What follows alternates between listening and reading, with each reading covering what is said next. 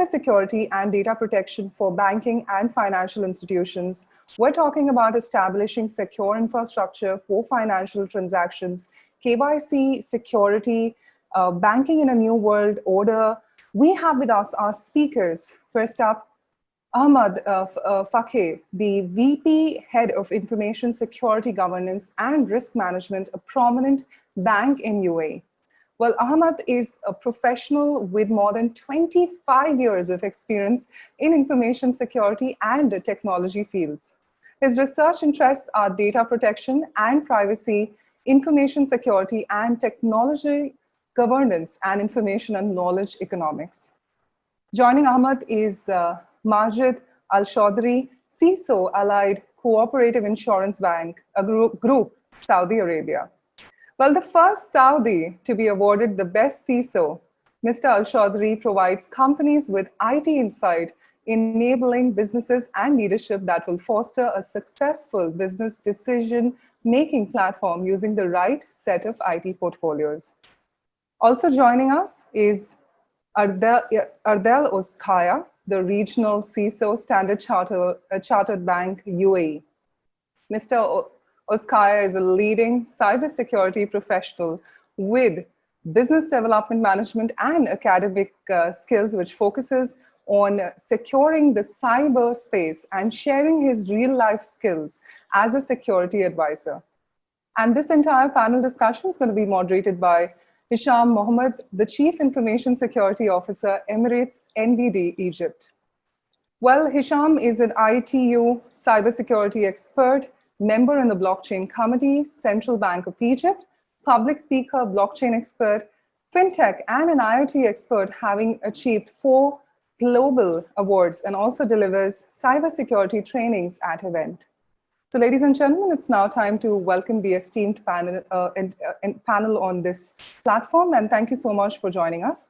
Over to you, Hisham, and the entire panel for taking this forward. Thank you so much. Thank you for your time.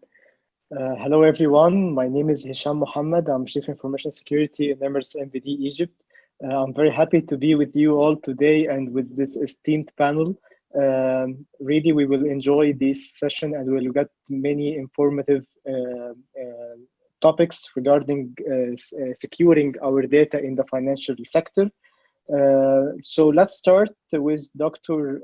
Erdal regarding the cyber threats. As we may all know, cyber threats are getting more and more sophisticated. So from your point of view, Dr. Erdal, how are banks and financial institutions are dealing with these rising cyber attacks? And what is the current state of the cyber threat landscape across the banking industry? Thank you very much for the introduction, and thank you very much, dear Hisham. Good question, actually. There is so much happening, as you also are aware. The hackers, I mean, it's like we banks, me working in a bank is not, not just about Standard Chartered, you Emirates NBD, or just get any banks. We are the gold mine. When I say the gold mine, we are the easy cash cow where hackers can just hit and steal what they want to. We had so many examples. Remember Carbonac, remember Bangladesh State Bank example, and many more. So the hackers, they always, as you said, they try to get more and more sophisticated, reach out to their victims and try to get the information what they need, which is most of the time money. What they do is, honesty doesn't change too much. What we do is needs to change, actually, because when we look at attack vectors, honesty, I mean, I know yourself, Hisham, I know Ahmed, I know Majid, we are all in the industry for so many years, but we have to change our way of thinking. What is the attack vector? It's always one of the top 5, right? Vulnerability, social engineering, it could be a 0-day, which is sort of vulnerability, could be misconfiguration. I can give more examples, but it's always around this cluster here. So what we need to do, I mean, it's like, forget about banks. Think about your house, think about your car. If you live in a city which the crime rate is high, will you not lock your door? if you had a tenant in your house and now you move to this house, will you not change the lock? So back to your question, it's the banks has to, any bank or any organization has to be up to date, has to be training their employees, creating cyber awareness sessions from A to Z to everybody. And then they should build by now a cybersecurity strategy. A for attack, B for defense. I'm not talking about my book. No. This is just one of the books. But this is a strategy where if you don't have a red team and as defender blue team, if you don't simulate what's happening next door, don't be surprised if this hits to you. Same like Corona. I don't want to talk too much. I know we have other great panelists. Same like Corona. If you don't put the mask, if you don't use the basic cyber hygiene rules and keep social distances, you will be affected and you will be suffer. I hope this answered the question. Thank you, Dr. Ardal. Very informative.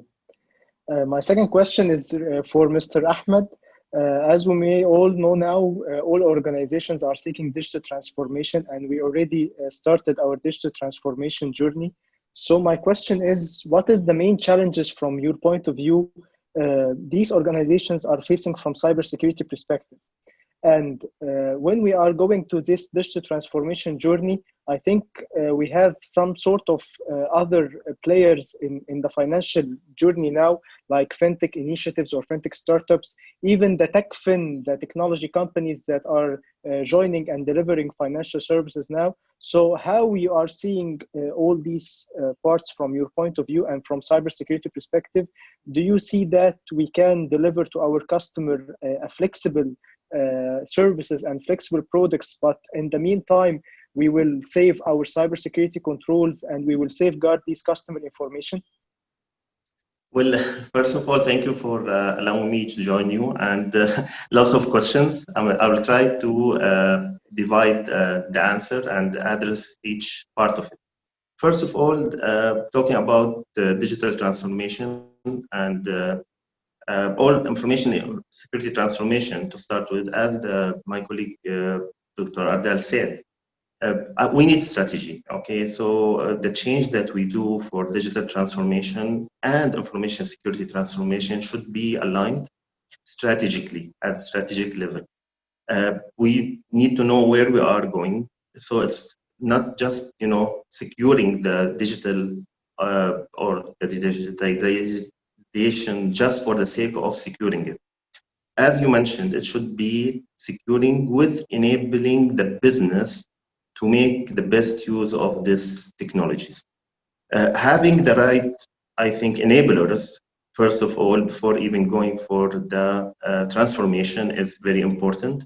In addition, during the journey, we saw many organizations, starting information security transformation and finishing it as a project, like 2 or 3 years maybe. Now, the idea is it should be a continuous improvement opportunity. It should not stop after the project or the program finish. It should be enhanced and should be moved to business as usual. And it should be all the time enhancing our capabilities, okay, to secure the digital. Digital will not stop. We will continue adding new technologies as we go. And for sure, we need to secure those technology. Just going back to the importance of strategy, I think it's the time to do 2 things which will help most of the banks or financial institutions in the area. One is we will borrow from the financial industry. They have something called stress test or credit stress testing. They stress or they simulate, bad economic, conditions, and then they see the liquidity and the capital.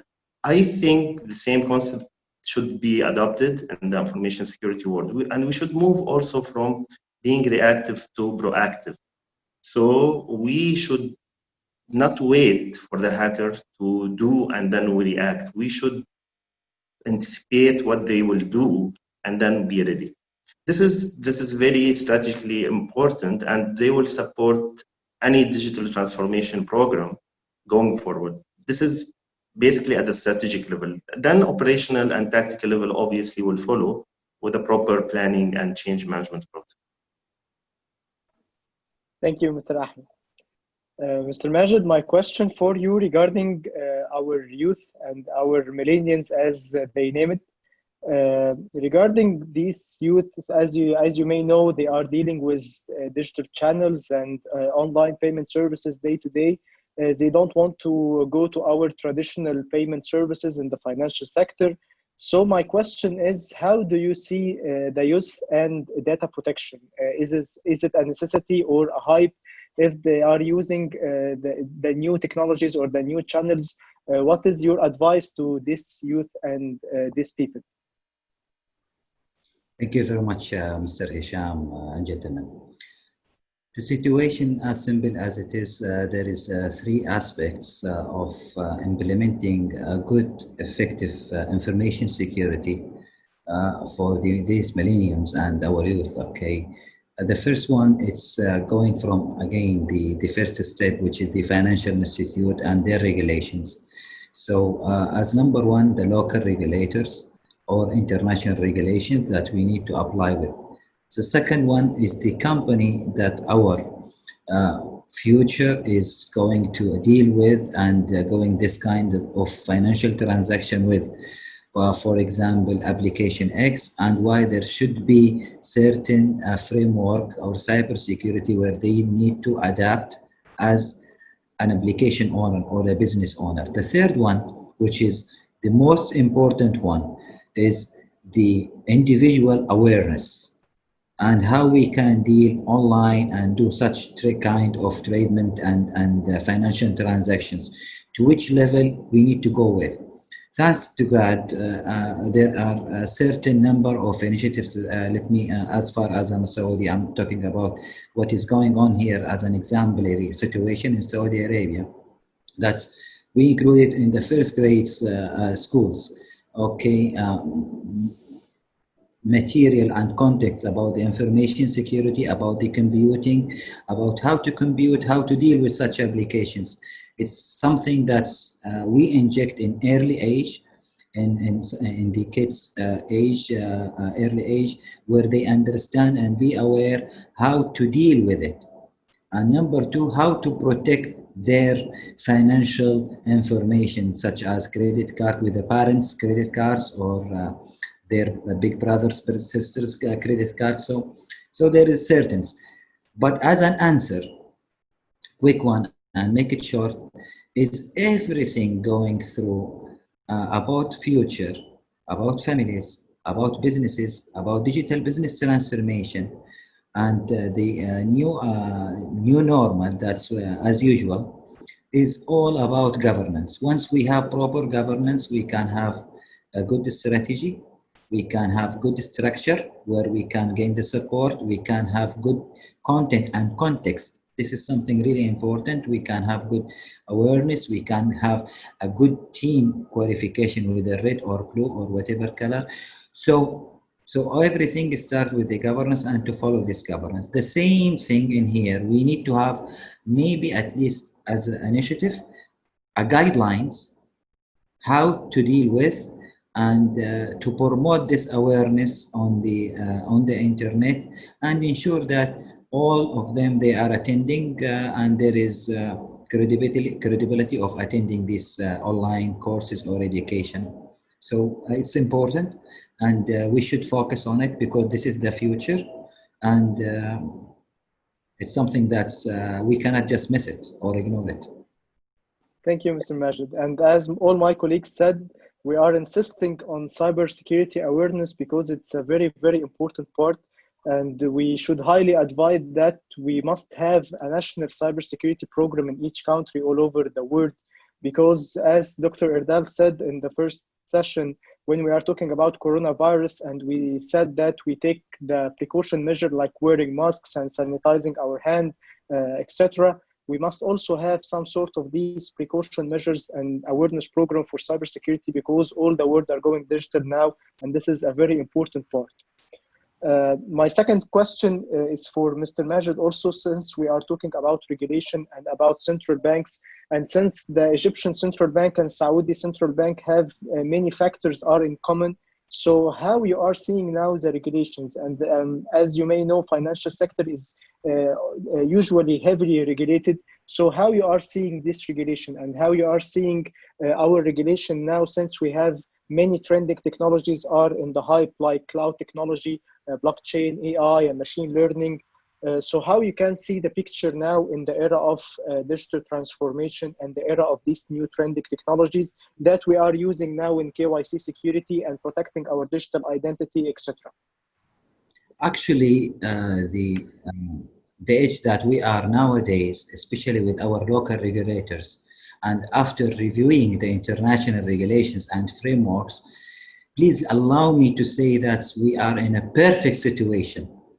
Okay, very perfect situation once come to the regulation. The only left item that we need to focus on is implementing the regulation as is without going with the workaround solutions. Okay, so for example, if there is a certain tools or a technological solution that need to be adapted, we can go with the minimum based on the assessment or security maturity that being required from the local regulatory as on our company. However, we can go with the extra mile, we can go with the minimum requirements. So it depends on the organization or in the company that's dealing with the local regulations and how far they want to go with it. So from regulation point of view, actually I spent more than 20 years in reading these regulations and enjoying reading the international regulations. And I was so happy to read our local regulations and the extra mile, the extra great efforts they spent on the cybersecurity frameworks on just being released 2 days ago. Believe it or not, the encryption cybersecurity framework. So how technical and deep diving we are going to this kind of cybersecurity and how it is important. And here, where is the government sectors or entities, they feel the demand, the business demand to have such governance or frameworks where we are proud of them.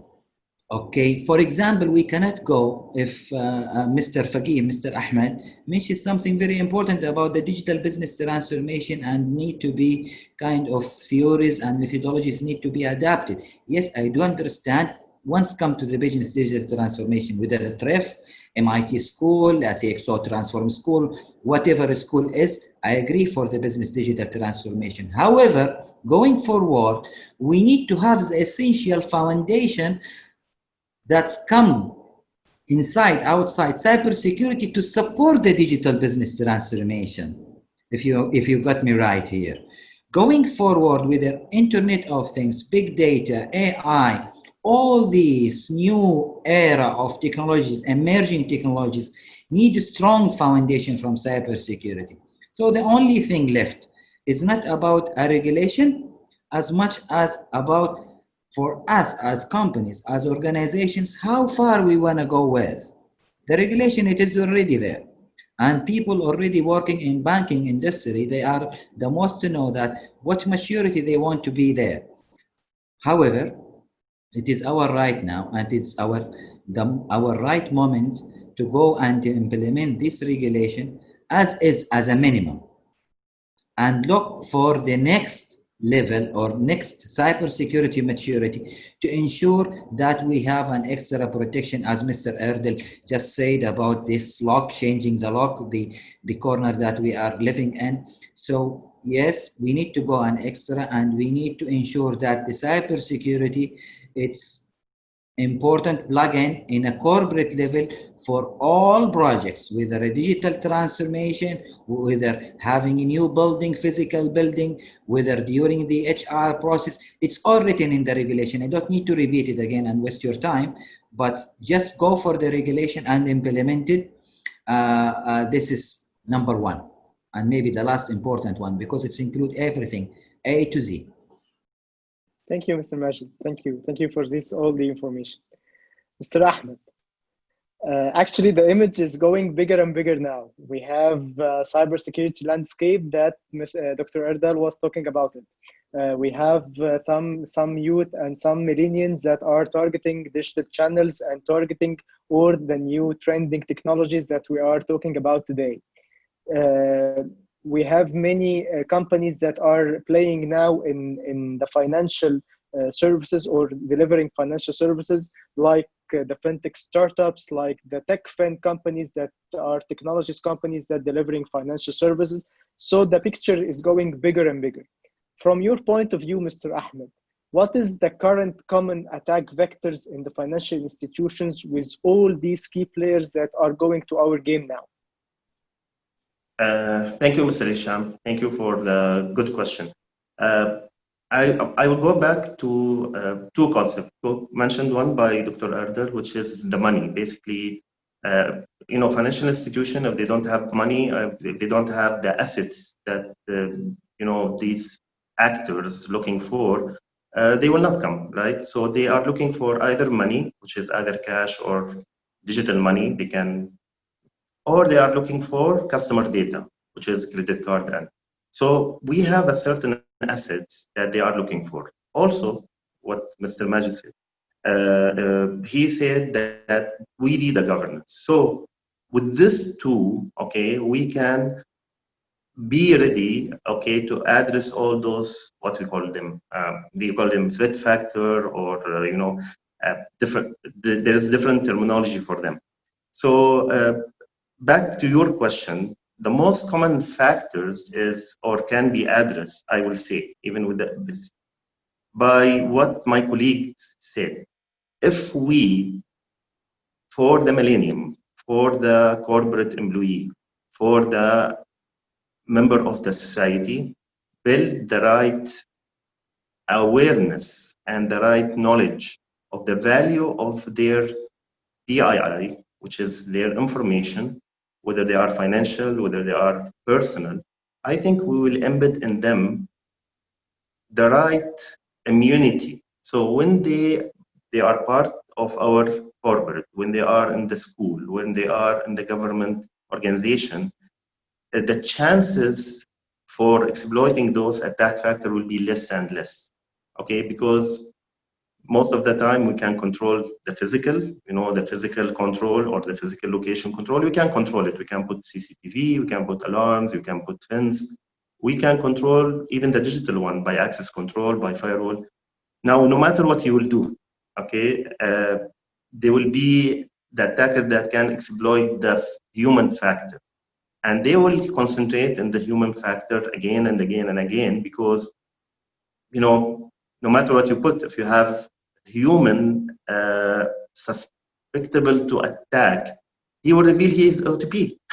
He will share his password.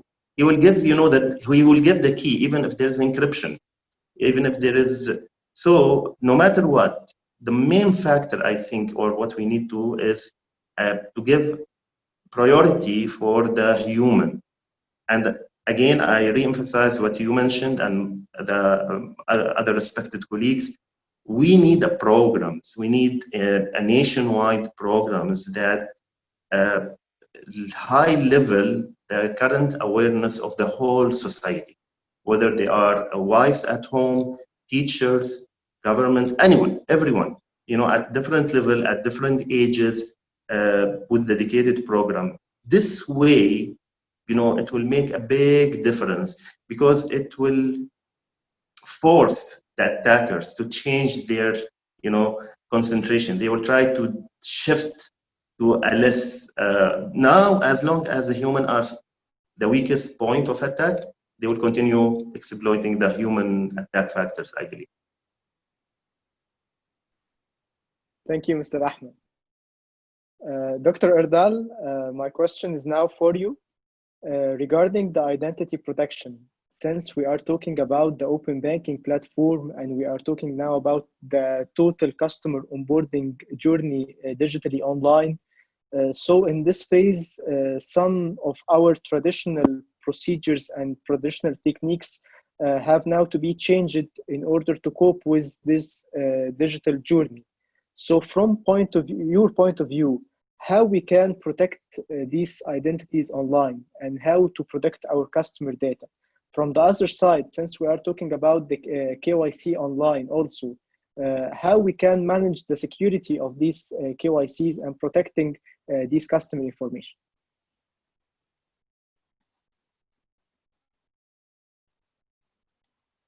Dr. Erdal, we can unmute the mic, please. Yes, thank you for reminding me. I thank you. Now double thank you. So another great question. So doesn't matter where your data is, online or on-prem. The care that you have to take, I believe, is equal. We have to look again into the basics. And I know I keep saying this in the last few conferences that you and I attended as well. Basics, basics, basics. Like all what we hear is talking about the sophistication of the attacks. I used to work for Microsoft and I used to travel a lot. Fortune companies, banks, governments, and some of the customers, unfortunately, used to be hacked. And when we used to go to the customer, you know, the customer, the CISO or the IT team managers come, this is the most sophisticated attack you saw, right? I'm like, no.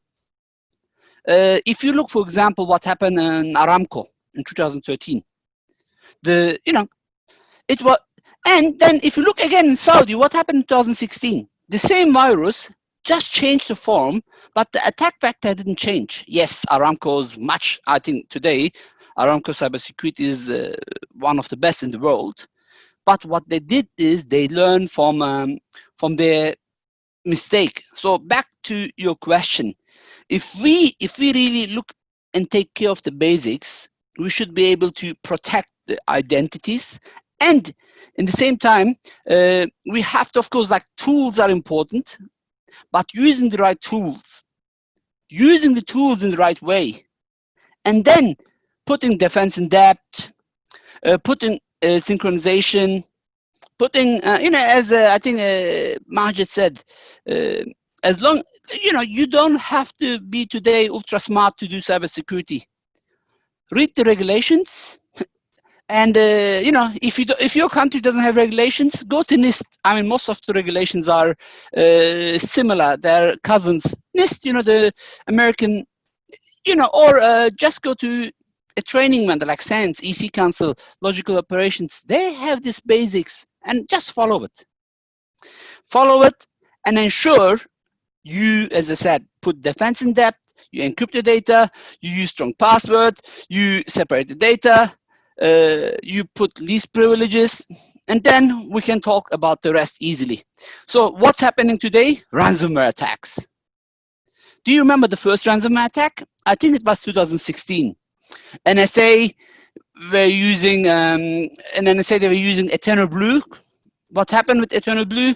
Microsoft found out that this was used. They released a patch. 2 months, look, not 2 weeks, not 2 hours, not 2 days, not 20 days. 2 months later, the first ransomware attack was done. How? Via vulnerability. Today, we see lots of, peak in ransomware attacks. Garmin, they just paid millions of dollars. CWT, travel company, they paid millions of dollars. So what does Emirates NBD, please don't answer, or Standard Chartered, or I'm not talking as banker here, okay, I'm talking personally. What are you gonna do if this hits you? Why is it hitting you? Are you still using Windows XP? Are you still using Server 1003? Did you install the patch and you didn't restart your server? Or you never updated your firmware in your Cisco device? So it comes to the same basics. And looking at the EDR, of course, you have to have your EDR, you have the data leak protection, you have to remove USB. I mean, we can talk about this as well. But again, you know, like when you, I mean, Dubai, I'm pretty sure most of you came to Dubai, or today in Riyadh in Saudi, they build this beautiful complex as well, sky, you know, sky towers. If you don't build the ground well, you cannot go much high. Even if you go, it's going to collapse. I hope this answered the question. Thank you, Dr. Erdal. My last question, and this is for all the esteemed panelists in this panel, and we can start with Dr. Erdal. Since we are all Chief Information Security Officers and Head of Information Security, my question is for you all. As a Chief Information Security Officer or as a Head of Information Security, what is your top priorities in 2020 and 2021? And this is a very important question to be answered across the audience. So we can start with Dr. Erdal. All right. My top priority in the region, I'm a bit lucky compared to you. Why? We have a group CISO and I follow his footsteps. But when it's come to my region, and unfortunately I am in the Middle East, right?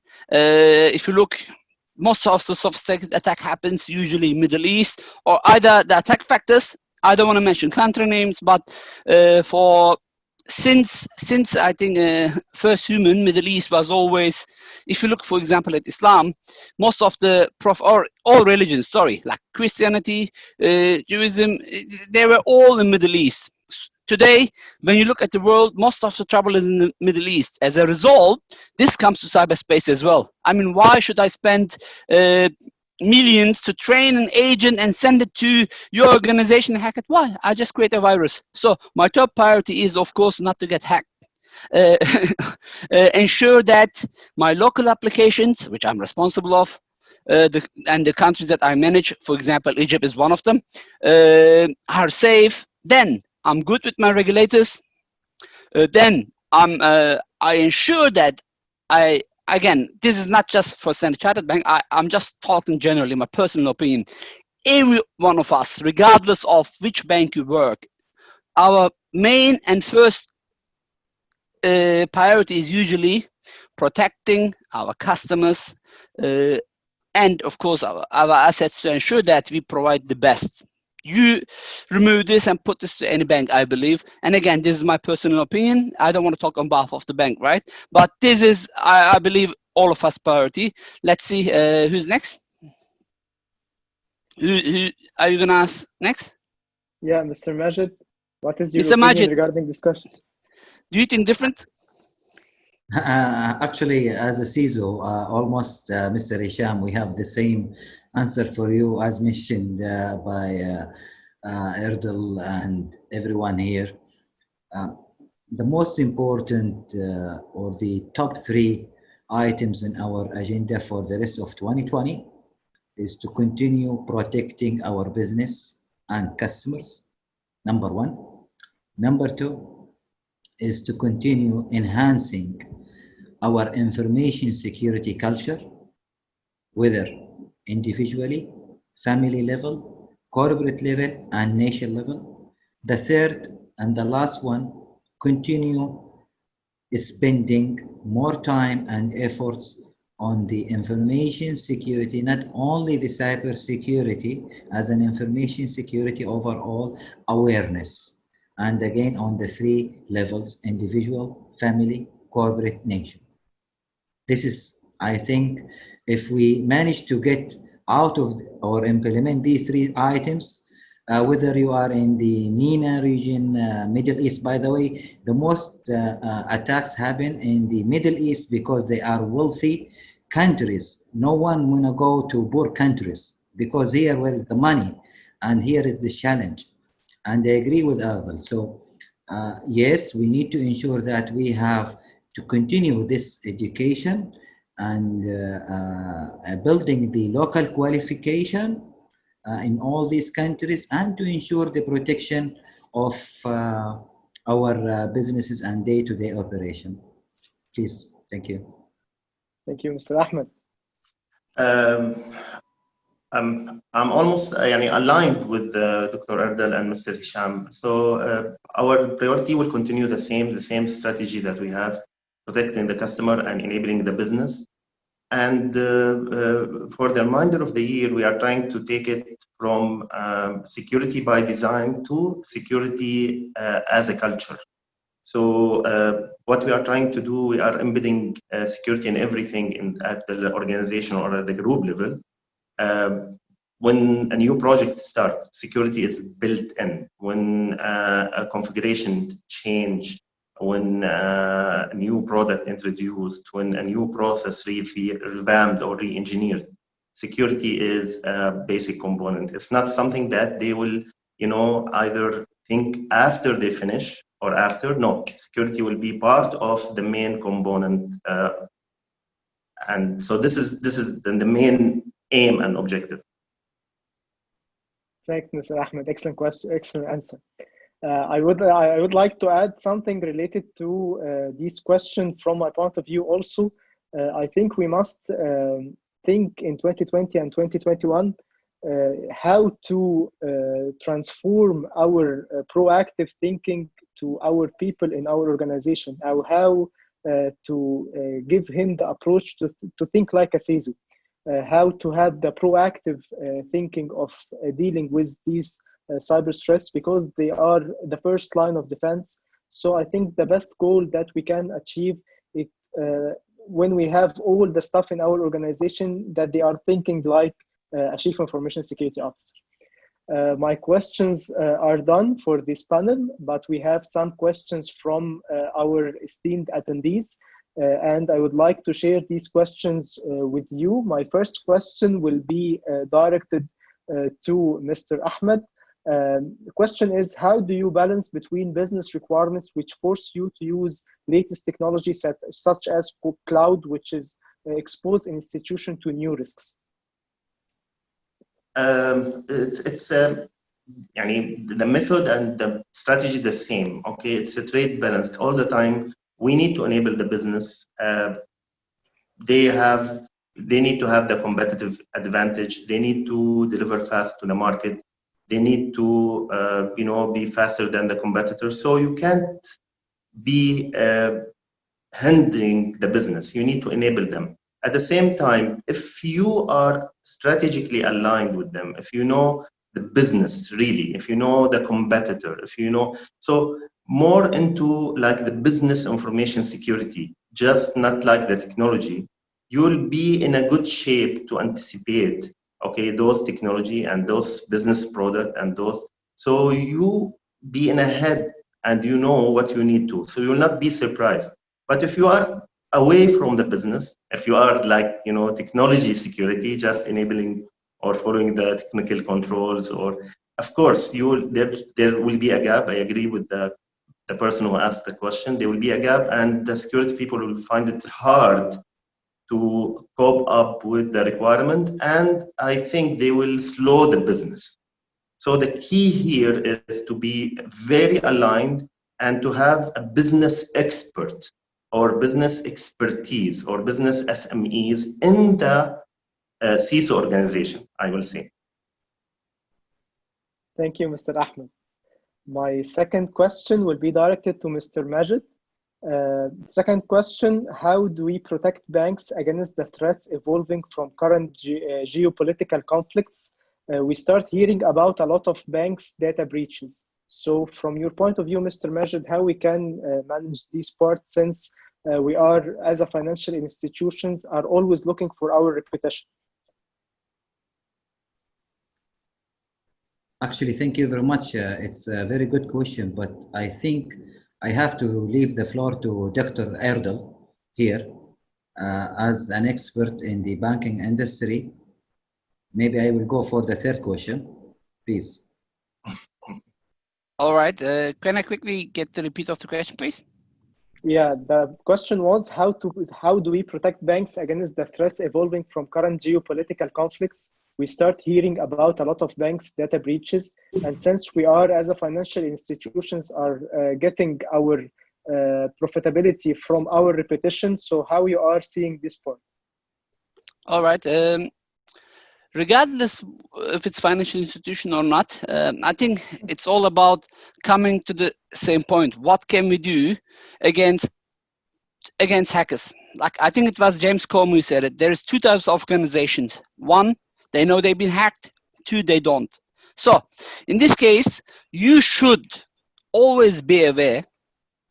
You should think like a hacker. Don't forget, the hacker has to find one attack vector to be successful, where you, as CISO, has to protect the whole organization, plus all users plus contractors, right? Because sometimes you don't get hacked, your vendor gets hacked.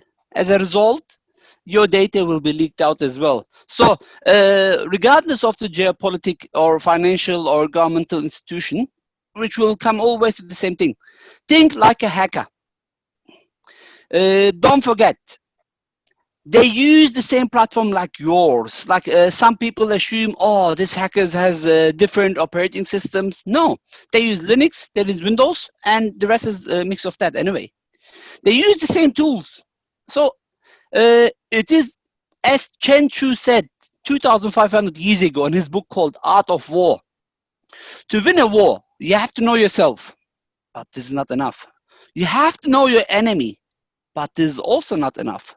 To win a war, you have to know yourself, you have to know the enemy, and you have to know the attack background, right? Putting all this together, you will build a proper cybersecurity strategy. That cybersecurity strategy should not be secure as 100% because there is not such a thing. You have to be secure as necessary. And it's like seat with three legs. If one of them gets broken, you will fail. So you have to ensure that you keep the balance, not too secure, because then you will have it's going to be harder to use. It's going to be less functional. You have to find the right balance, and I believe this will bring the right protection mechanism. Thanks, Dr. Erdal. Fantastic answer. So my last question will be for Mr. Majid, and this is actually a great question for me at least. The question is, how do you manage the shortage in security skilled people? Actually, we already have a shortage in qualifications in cybersecurity field. So this is a very important question, Mr. Majid. Okay. The question itself is giving us the indication that we have a shortage in the cybersecurity talent, especially in the industry within the information security. However, I don't think this percentage as before, and it's increasing big time in the last few years. And to continue fulfill the gap in the having the qualified and good talent for the cybersecurity, we need to continue whatever we are doing for the last 4 years, because really the number of the cybersecurity talent being increased not only in the region as much as a world-class level, and almost everywhere I go and look, whether on the famous networking social platforms or family relative relevant and all around us, the number of cybersecurity talent being increased, and most of the people are studying and getting into this industry as much as like never happened before. So the only thing to do and to continue doing this is to have this in national level, nation level, where we can have centers to educate the early age up to getting them ready for the industry, working in the field. So this is what is in relation to this question. And if you allow me, going back to the second question, and to add one statement for the financial institute, what they need to do for the cybersecurity and offshore or remote branches. I think from business and information security perspective, we should have this online banking technology, and there is no data should be hosted in all countries that not into the level, or areas not in the level to protect the data in there, and to have to start having the online and rely on the emerging technology as much as we can and go forward with the online banking. And once come to the qualification never end. And yes, big time, we need to do some investment on our future, our kids, our family members, and especially people who is working under our leadership to support them to continue this great journey and ensure that they will be in very close day qualified to run the show for us and to be our replacement, future replacement. And if we succeed in doing this, I think we are done. Thank you, Mr. Majid. Thank you. So, I think, Hisham, yeah, we sort of are really overshooting on time. I do have my next Yeah. speaker ready. So For I'd sure. really like to thank my entire panel. Thank you so much for joining us today. Thank you. Thank you very much. Thank you. Thank you. Thank you.